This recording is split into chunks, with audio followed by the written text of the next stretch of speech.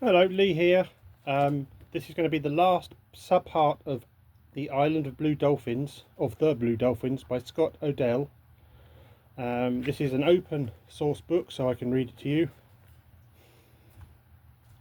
The hunters left many wounded otter behind them. Some floated in and died on the shore, and others I killed with my spear, since they were suffering and could not live. But I found a young otter that was not badly hurt. It lay in a bed of bull kelp, and I would have paddled by if Rontu had not barked. A strand of kelp was wound around its body, and I thought it was sleeping, for often before they go to sleep, they anchor themselves in this way to keep from drifting off. Then I saw there was a deep gash across its back. The otter did not try to swim away as I drew near and reached out. The otter did not try to swim away as I drew near and reached over the side of the canoe. They have large eyes, especially when they are young, but this one was so large from fear and pain that I could see my reflection in them. I cut the kelp that held it and took it to a tide pool behind the reef, which was sheltered from the waves. The day was calm after the storm, and I caught 2 fish along the reef. I was careful to keep them alive, because otter will not eat anything that is dead, and left them in the pool. This was early in the morning. That afternoon I went back to the pool. The fish had disappeared and the young otter was asleep, floating on its back. I did not try to treat its wound with herbs, because salt water heals, and the herbs would have washed off anyway. I brought 2 fish every day and left them in the pool. The otter would not eat while I was watching. Then I brought 4 fish, and these also disappeared, and finally 6, which seemed to be the right number. I brought them whether the day was calm or stormy. The otter grew and its wound began to heal, but still it stayed in the pool, and now when I came, it would be waiting for me and would take the fish from my hand. The pool was not big, and it could easily have gotten out and away into the sea. Yet it stayed there and slept or waited for me to come with food. The young otter was now the length of my arm and very glossy. Their long nose that came to a point, and many whiskers on each side, and the largest eyes I have ever seen. They would watch me all the time I was at the pool, following me whatever I did, and when I said something, they would move around in a very funny way. In a way, too, that made pain come to my throat, because they were gay and sad also. For a long time I called it otter, as I had called Rontu dog. Then I decided to give the otter a name. The name was Monani, which means little boy with large eyes. It was a hard task catching fish every day, especially if the wind was blowing and the waves were high. Once, when I could catch only 2 and dropped them into the pool, Monani ate them quickly and waited for more. When he found that was all I had, he swam around in circles, looking at me reproachfully.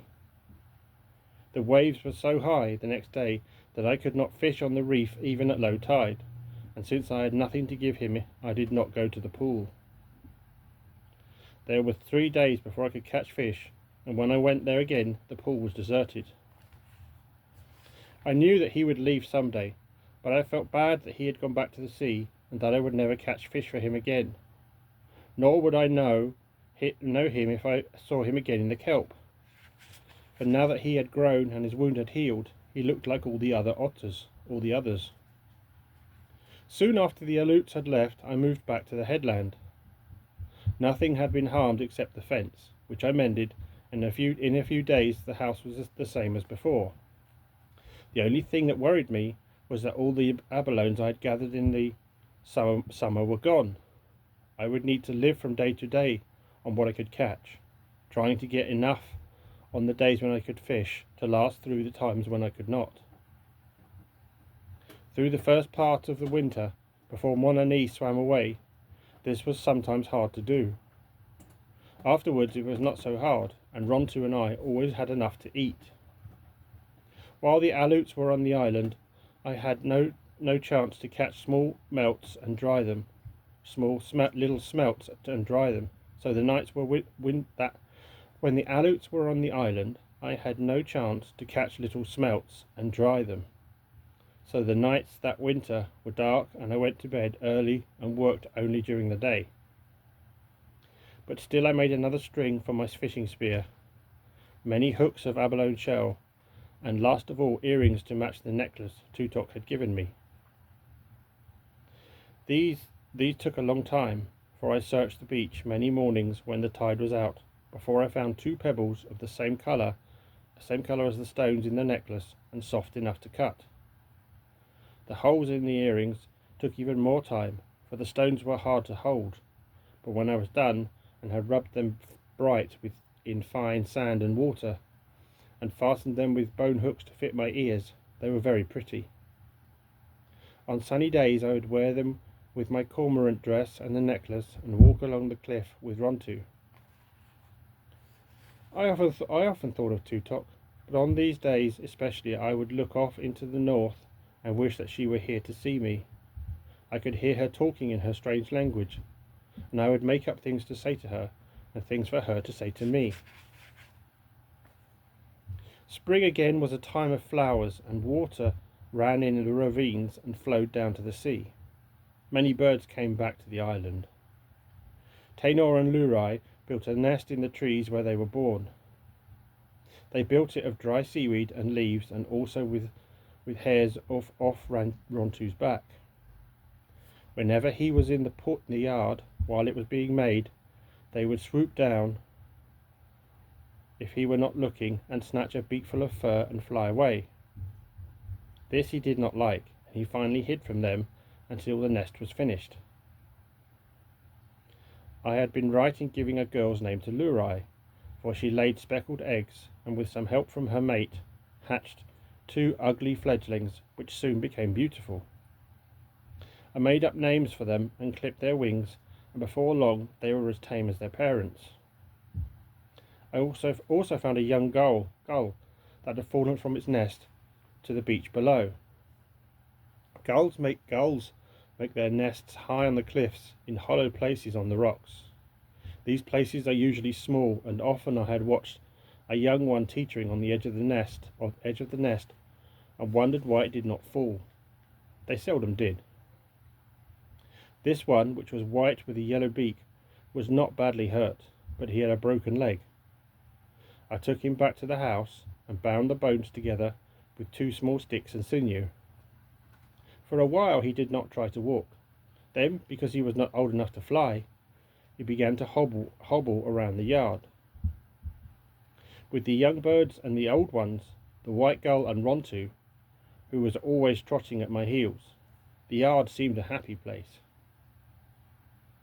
If only I had not remembered Tutok. If only I had not wondered about my sister Ulape, where she was, and if the marks she had drawn upon her cheeks had proved magical. If they had, she was now married to Kimko. Kimko was the mother of many children. She would have smiled to see all of mine, which were so different from the ones I always wished to have. Early that spring, I started to gather abalones, and I gathered many, taking them to the headland to dry. I wanted to have a good supply ready if the Aleuts came again. One day when I was on the reef filling my canoe, I saw a herd of otter in the kelp nearby.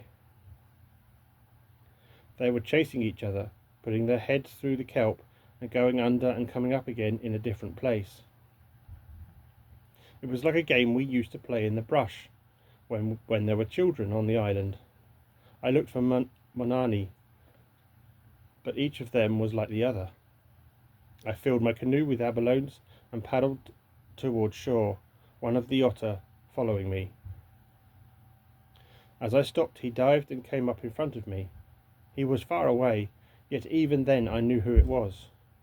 I never thought that I would be able to tell him from the others, but I was so sure that it was Monani that I held up one of the fish I had caught. Otter swim very fast, and before I could take a breath, he had snatched it from my hand. For 2 moons I did not see him, and then one morning while I was fishing, he came suddenly out of the kelp. Behind him were two baby otters. They were about the size of puppies, and they moved along so slowly that from time to time Manani had to urge them on. Sea otters cannot swim when they are first born, and have to hold on to their mother. Little by little she teaches her babies by brushing them away with her flippers, then swimming around them in circles until they learn to follow. Manani came close to the reef, and I threw fish into the water. He did not snatch it as he usually did, but waited to see what the young otter would do. When they seemed more interested in me than in food, and the fish started to swim away, he seized it up with his sharp teeth and tossed it in front of them. I threw another fish into the water for Manani, but he did the same things as before. Still the babies would not take the food, and at last, tired of playing with it, swam over and began to nuzzle him. Only then did I know that Manani was their mother. Otter mate for life, and if the mother dies, the father will often raise the babies as best he can. This is what I thought had happened to Manani. I looked down at the little family swimming beside the reef. Manani, I said, I'm going to give you a new name. It is Wanani, which fits you because it means girl with the large eyes. The young otter grew fast, and soon were taking fish from my hand. But Wanani liked abalones better. She would let the abalone I tossed to her sink to the bottom, and then dive and come up holding it against her body with a rock held in her mouth. Then she would float on her back and put the abalone on her breast and strike it again and again with the rock until the shell was broken. She taught her young to do this, and sometimes I sat on the reef all the morning and watched the three of them pounding the hard shells against their breasts. If all otters did not eat abalones this way, I would have thought it was a game played by Wanani just to please me. But they all did, and I always wondered about it, and I wonder to this time. After that summer, after being friends with Wanani and her young, I never killed another otter. I had an otter cape from my shoulders, which I used until it wore out. But never again did I make a new one. Nor did I ever kill another cormorant for its beautiful feathers, though they have long, thin necks and make ugly sounds when they talk to each other. Nor did I kill seals for their sinews, using instead kelp to bind the things that needed it. Nor did I kill another wild dog, nor did I try to spear another sea elephant. Alape would have laughed at me, and others would have laughed too, my father most of all. Yet this is the way I felt about the animals who had become my friends, and those who were not, but in time could be. If Ulapi and my father had come back and laughed, and all the others had come back and laughed, still I would have felt the same way, for animals and birds are like people, like people too, though they do not talk the same or do the same things. Without them the earth would be an unhappy place. The Aleuts never came again to the island of the blue dolphins, but every summer I watched for them, and early every spring I gathered shellfish, which I dried and stored in the cave where I kept my canoe. 2 winters after they left, I made more weapons, a spear, a bow, and a quiver of arrows. These I also stored in the place behind the headland, so if the hunters returned, I would be ready to go to another part of the island, to move from cave to cave, living in my canoe if necessary. For many summers after the Aleuts had gone, the herd of otter left Coral Cove. The old otter, which had survived the Aleut spears and by now were aware that summer was a time of danger, would lead the herd away. They came far off to the kelp beds of Tall Rock. They went far off to the kelp beds of Tall Rock, where they stayed until the first storms of winter. Often Rontu and I would go out to the rock and live there for several days, catching fish for Wanani and the others had come to know. One summer the otter did not leave, the summer that Rontu died, and I knew then that none of the otter who remembered the hunters were left. Nor did I think of them often, nor of the white men who had said they would come back, but did not come. Until that summer I had kept count of all the moons, since the time my brother and I were alone upon the island. For each one that came and went, I cut a mark in a pole beside the door of my house. There were many marks from the roof to the floor, but after that summer I did not cut them anymore. The passing of the moons now had come to mean little, and I only made marks to count the 4 seasons of the year. The last year I did not count those. It was late in the summer that Rontu died. The days since spring, whenever I went to the reef to fish, he would not go with me unless I urged him to. He liked to lie in the sun in front of the house, and I let him, but I did not go so often as in the past. I remember the night that Rontu stood at the fence and barked for me to let him out.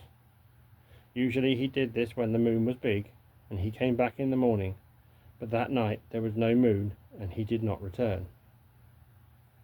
I waited all that day for him, until almost dusk, and then I went out to look for him. I saw his tracks, and following them over the dunes and a hill to where he had once lived. There I found him lying in the back of the cave alone. At first I thought that he had been hurt, yet there was no wounds on him. He touched my hand with his tongue, but only once, and then he was quiet and scarcely breathed. Since night had fallen and it was too dark for me to carry Rontu back, I stayed there. I sat beside him through the night and talked to him. At dawn I took him in my arms and left the cave. He was very light, as if something had already gone. The sun was up as I went along the cliff. Gulls were crying in the sky. He raised his ears at the sound, and I put him down, thinking that he wished to bark at them as he always did. He raised his head and followed them with his eyes, but did not make a sound. "Rontu," I said, "you have always liked to bark at the seagulls. Whole mornings and afternoons you have barked at them. Bark at them now for me." But he did not look at them again. Slowly he walked to where I was standing and fell at my feet. I put my hand on his chest. I could feel his heart beating, but it beat only twice, very slowly, loud and hollow like the waves on the beach, and then no more. "Rontu," I cried. "Oh, Rontu." I buried him on the headland.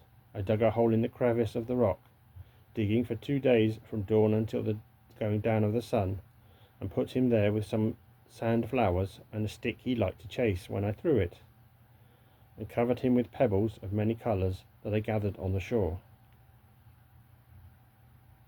That winter I did not go to the reef at all.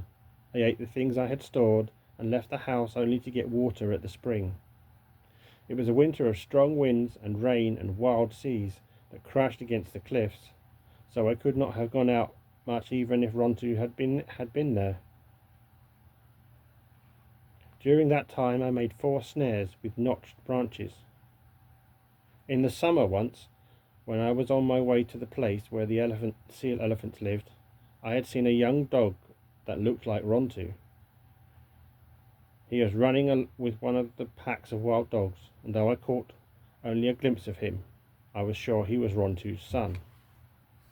He was larger than the other dogs, and had heavier fur and yellow eyes, and he ran with a graceful stride like Rontu. In the spring I planned to catch him with the snares I was making.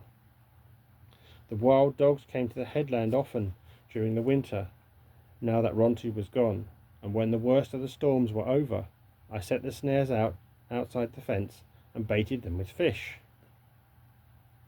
I caught several of the dogs the first time, but not the one with the yellow eyes, and since I was afraid to handle them, I was forced to let them free. I made more snares and set these again. But while the wild dogs came close, they would not touch the fish. I did catch a little red fox, which bit me when I took her out of the snare. Yet she soon got over her wildness and would follow me around in the yard, begging for abalone. She was very much of a thief. When I was away from the house, she always found some way to get into the food, no matter how well I hid it. So I had to let her go back to the ravine. Often, though, she would come at night and scratch at the fence for food. I could not catch the young dog with a snare, and I was about to give up trying to, when I thought of the tuluash weed, which we sometimes use to catch fish in the tide pools. It was not really a poison, but if you put it in the water, the fish would turn over on their backs and float. I remembered this weed and dug some where it grew in the far side of the island. I broke it up into small pieces, which I dropped in the spring where the wild dogs drank. I waited all day, and at dusk the pack came down to the spring. They drank their fill of the water, but nothing happened to them, or not much. They frisked around for a while as I watched them from the brush and trotted away. I then remembered Zuchal, which some of the men of our tribe used and is made from ground up seashells and wild tobacco. I made a big bowl of this, mixing it with water, and put it in the spring. I hid in the brush and waited. The dogs came at dusk. They sniffed the water and backed off and looked at each other, but at last began to drink. Soon afterwards they began to walk around in circles. Suddenly they all lay down and went to sleep. There were 9 of them lying there by the spring. In the dim light, it was hard to tell the one I wanted to take home, but I finally found him. He was snoring as if he had just eaten a big meal. I picked him up and hurried along the cliff, being frightened all the way that he would wake up before I reached the headland. I pulled him through the opening under the fence and tied him to it with a thong, and left food beside him to eat and some fresh water. Before long he was on his feet, gnawing through the thong. He howled and ran about the yard while I cooked my supper. All night he howled, but at dawn, when I went out of the house, he was asleep. While he lay there by the fence sleeping, I thought of different names for him, trying first one and then another, saying them over to myself. At last, because he looked so much like his father, I called him Rontu Aru, which means son of Rontu. In a short time he made friends with me. He was not so large as Rontu, but he had his father's thick coat and the same yellow eyes. Often when I watched him chasing gulls on the sandspit or on the reef, barking at the otter, I forgot that he was not Rontu. We had many happy times that summer, fishing and going to Tall Rock in our canoe, but more and more now I thought of Tutok and my sister Ulape. Sometimes I would hear their voices in the wind, and often when I was on the sea, in the waves that lapped softly against the canoe. After the fierce storms of winter came many days when the wind did not blow. The air was so heavy that it was hard to breathe, and the sun so hot that the sea was like a sun itself, too bright to look at. The last day of this weather, I took the canoe from the cave and paddled around the reef to the sandspit. I did not take Rontu Aru with me, for while he liked the cold, he did not like heat. It was good that he did not come with me. The day was the hottest of all, and the sea shimmered with red light.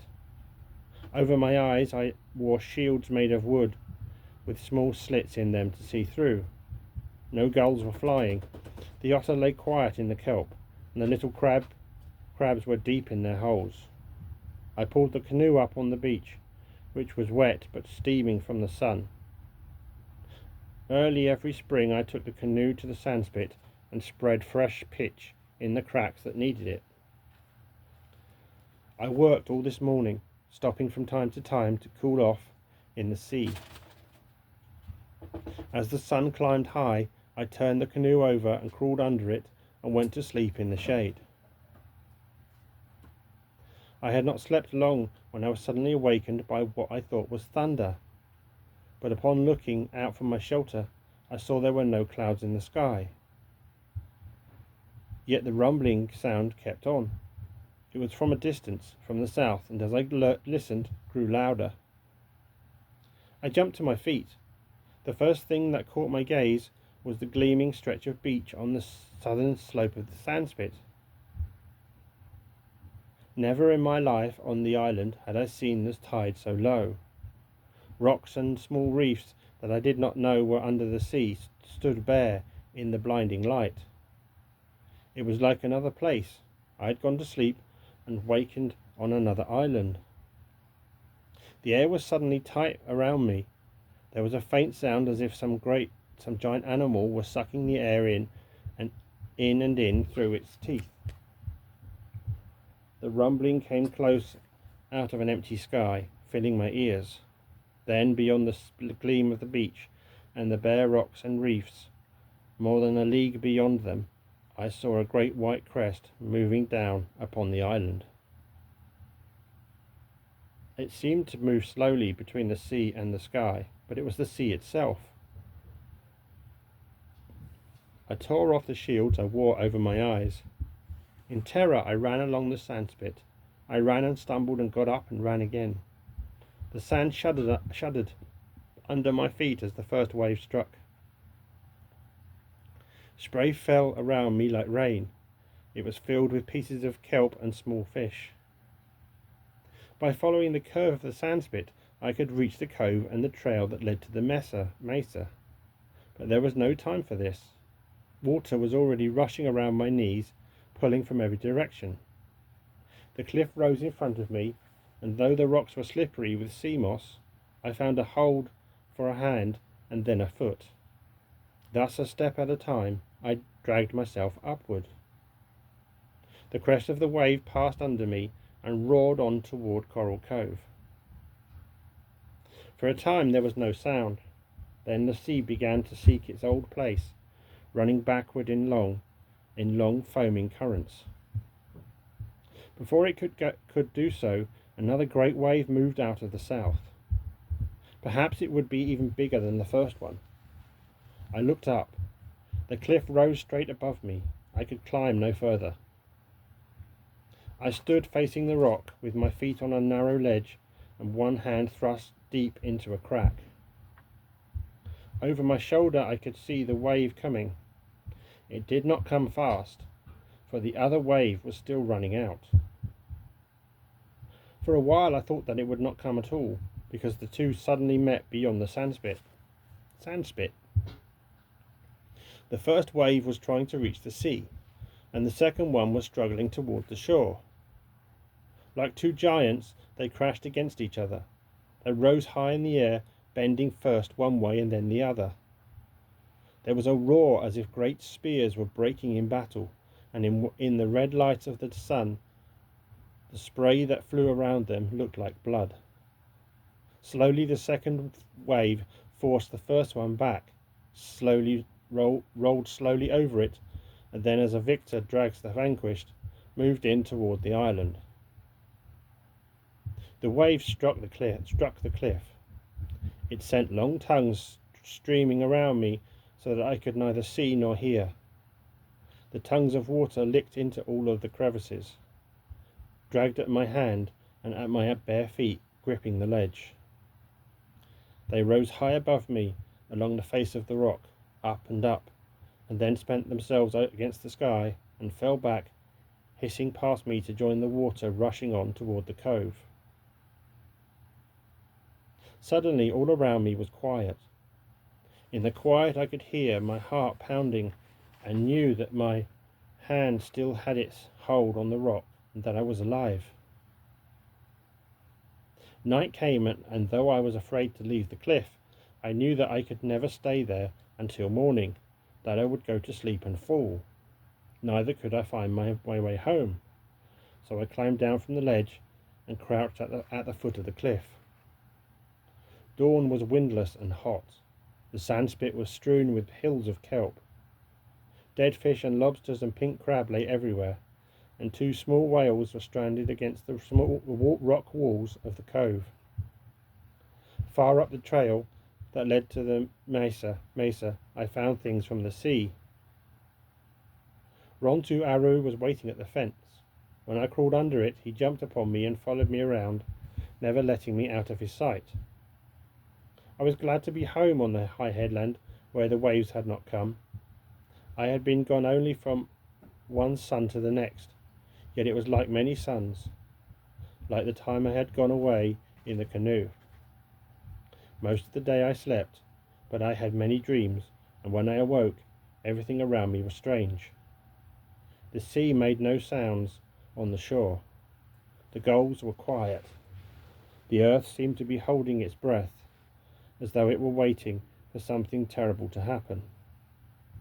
At dusk I was coming back from the spring with a basket of water on my shoulder, walking along the cliff with Rontu Aru.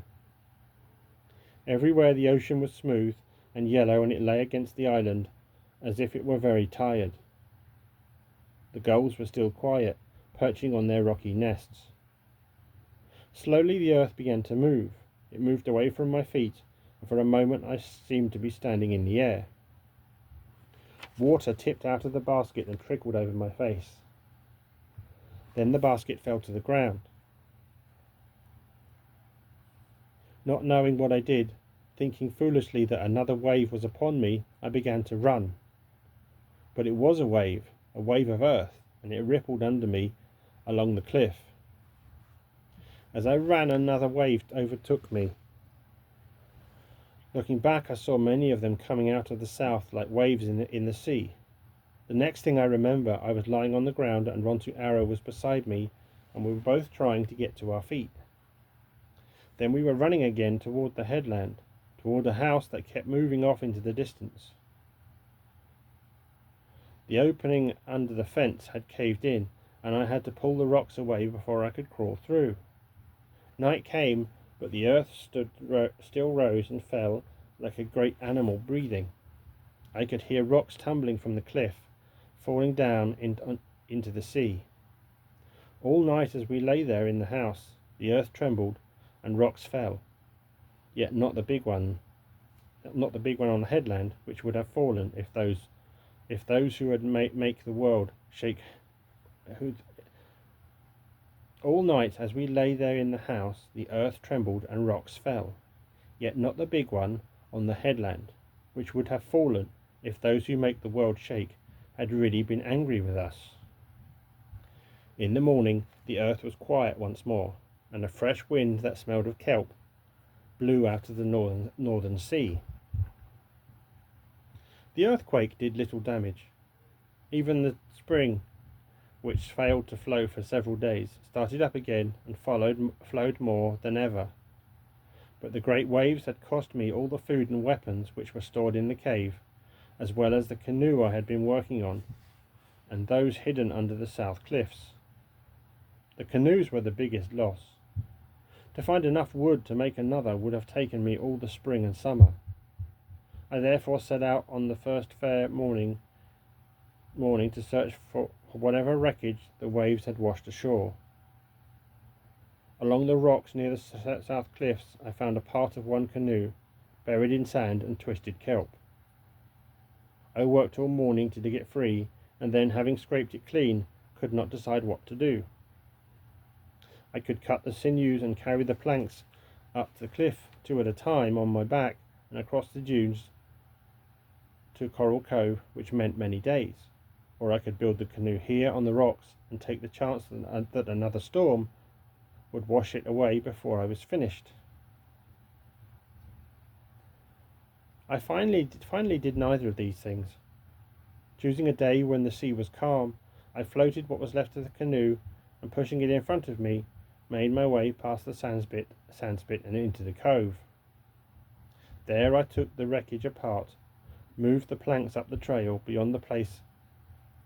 There I took the wreckage apart and moved the planks up the trail beyond the place where the great waves had reached.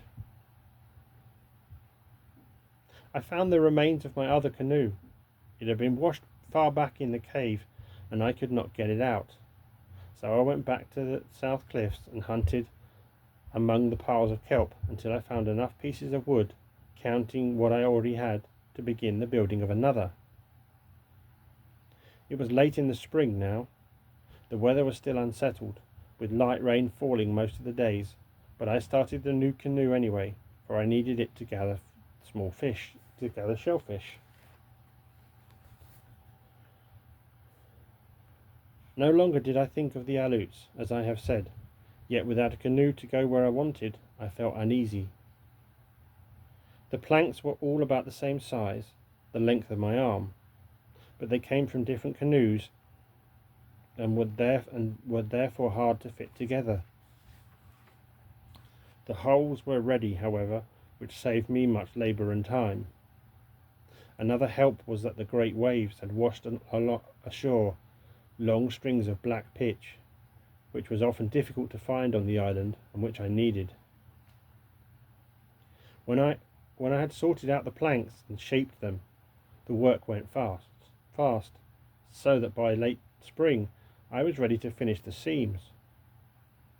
It was on a windy morning that I made a fire to soften the pitch. The wind was cold, and it took a long time to get the fire going. To hasten it, I went down to the beach for dry seaweed. I had started back with my arms filled when I turned to look at the sky, thinking from the feel of the wind that a storm might be close. Off to the north, the skies were clear, but in the east, from whence storms sometimes came at this season, stood banks of grey clouds, one on top of the other. At this moment, in the deep shadows cast by the clouds, I saw something else. Forgetting that I was carrying a load of seaweed, I threw up my arms. The seaweed fell to the ground. A sail, a ship was there on the sea, halfway between the horizon and the shore. By the time I had reached the headland, it was much closer, moving quickly on the strong wind. I could see that it did not have the red beaked prow of the Aleuts, nor did it look like the white men's ship, which I clearly remembered. Why had it come to the island of the Blue Dolphins? I crouched on the headland and wondered, my heart beating fast, if the men who sailed it had come to catch otter.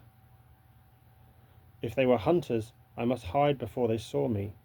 They would soon find my fire and the canoe I was making, yet I could go to the cave and probably be safe from them. But if they had been sent by my people to take me away, then I should not hide. The ship moved slowly between the black rocks and into the coral cove. I could see the men now, and they were not Aleuts. They lowered a canoe, and two of the men paddled toward the beach. The wind had begun to blow hard, and the men had trouble landing. Finally, one of them stayed behind in the canoe, and the other, the man without a beard, jumped into the water and came along the beach and up the trail. I could not see him, but after a while I heard a shout, then another, and I knew that he had found my fire and the canoe. The man he had left in the cove did not answer, nor did the men on the ship, so I was sure that he was calling to me. I crawled down from the rock and went to the house. Since my shoulders were bare, I put on my otter cape. I took my cormorant skirt and the abalone box in which I kept my necklace and earrings. With Rontu Aru, I then went along the trail that led to Coral Cove. I came to the mound where my ancestors had sometimes camped in the summer. I thought of them and of the happy times spent in my house on the headland, of my canoe lying unfinished beside the trail. I thought of many things, but stronger was the wish to be where people lived, to hear their voices and their laughter. I left the mound and the green grass growing on it among the white shells. I could no longer hear the man calling, so I began to run. When I came to the place where the two trails met, where I had built my fire, I found the steps the man had left. I followed them down to the cove. The canoe had gone back to the ship. The wind was screaming now, and mist blew in across the harbour, and waves began to pile up on the shore. I raised my hand and shouted. I shouted over and over, but the wind carried my voice away. I ran down the beach and waded into the water. The men did not see me. Rain started to fall, and the wind drove it against my face. I waded farther out through the waves, raising my arms to the ship. Slowly it moved away in the mist. It went towards the south. I stood there until it was out of sight. After 2 more springs had gone, on a morning of white clouds and calm seas, the ship came back. At dawn I saw it from the headland far out on the horizon. When the sun was overhead, it lay anchored in Coral Cove. Until the sun went down, I watched from the headland while the men made a camp on the shore and built a fire.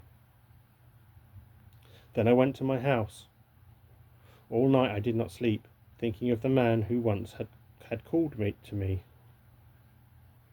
I had thought of his voice calling for a long time, since the night of the storm when the ship had sailed away.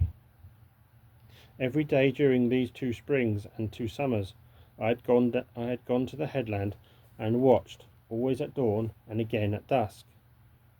In the morning I smelled smoke from their fire. I went down to the ravine and bathed in the spring and put on my otter cape and my cormorant skirt. I had put on the necklace of black stones and the black earrings. With blue clay I made the mark of our tribe across my nose. Then I did something that made me smile at myself. I did what my older sister Ulape had done when she had left the island of the blue dolphins. But below the mark of our tribe, I carefully made the sign which meant that I was still unmarried. I was no longer a girl, yet I made it anyway, using the blue clay and some white clay for the dots. I went back to the house then, built a fire and cooked food for Rontu, Aru and me. I was not hungry, and he ate my food and his too. We are going away, I said to him. Away from our island. But he only put his head to one side, as his father often had done, and when I said no more, he trotted out to a sunny place and lay down and fell asleep. Now that the white men had come back, I could not think of what I would do when I went across the sea, or make a picture in my mind of the white men and what they did there, or see my people who had been gone so long. Nor, thinking of the past, of the many summers and winters and springs that had gone, could I see each of them. They were all one, a tight feeling in my breast and nothing more. The morning was full of sun. The wind smelled of the sea and the things that lived in it. I saw men long before they saw the house on the headland, far off on the dunes to the south. There were 3 of them, 2 tall men and one who was short and wore a long grey robe. They left the dunes and came along the cliff, and then seeing the smoke from the fire which I kept burning, they followed it, and at last reached my house. I crawled under the fence and stood facing them. The man in the grey robe had a string of beads around his neck, and at the end of it was an ornament of polished wood. He raised his hand and made a motion toward me, which was the shape of the ornament he wore. Then one of the 2 men who stood behind him spoke to me. His words made the strangest sounds I have ever heard. At first I wanted to laugh, but I bit my tongue. I shook my head and smiled at him. He spoke again, slowly this time, and though his words sounded the same as before and meant nothing to me, they now seemed sweeter. They were the sounds of a human voice. There was no sound like that in all the world. The man lifted his hand, and pointed toward the cove and made a picture in the air of what could have been a ship. To this I nodded, and myself pointed to the 3 baskets I had placed by the fire, making a gesture of taking them with me to the ship. Also the cage in which I had put 2 young birds. There were many gestures before we left, though the 2 men spoke among themselves. They liked my necklace, the cape, and the cormorant skirt that shone in the sun. But when we got to the beach, where their camp was, the first thing the man who spoke the most did was to tell the other men to make me a dress. I knew this was what he said because one of them stood in front of me and held up a string from my neck to my feet and across my shoulders. The dress was blue. It was made of two trousers, just like those the white men were wearing. The trousers were cut up into pieces, and then one of the men sat down on a rock and put them together again with white string. He had a long nose which looked like the needle he used. He sat all afternoon on the rock, and the needle went back and forth, in and out, flashing in the sun. From time to time he would hold up the dress and nod his head as if he were pleased. I nodded as if I were pleased too, but I was not. I wanted to wear my cormorant skirt and my otter cape, which were much more beautiful than the thing he was making.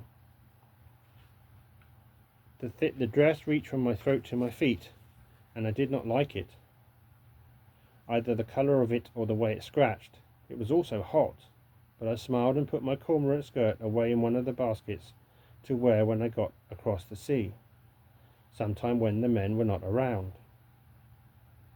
The ship stayed in Cormorant Cove 9 days. It had come for otter, but the otter had gone. Some must have been left after all, who remembered the Aleuts, for on that morning there were none to be seen. I knew where they had gone. They had gone to Tall Rock, but when the men showed me the weapons they had brought to kill the otter, I shook my head and acted as though I did not understand. They pointed to my otter cape, but I still shook my head. I asked them about the ship that had taken my people away many years before, making the signs of the ship and pointing to the east. But they did not understand. Not until I came to Mission Santa Barbara and met Father Gonzalez did I learn from him that this ship had sunk in a great storm soon after it reached his country, that on the whole ocean thereabouts there was no other. For this reason the white men had not come back for me. On the 10th day we sailed. It was a morning of blue skies and no wind. We went straight through toward the sun.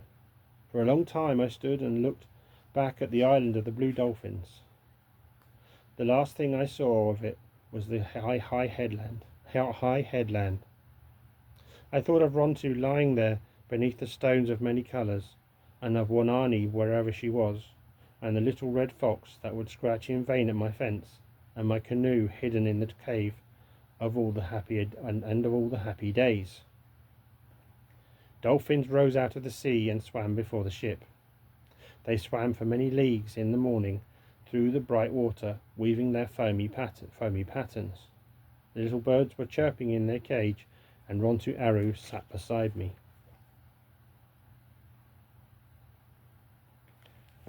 The end.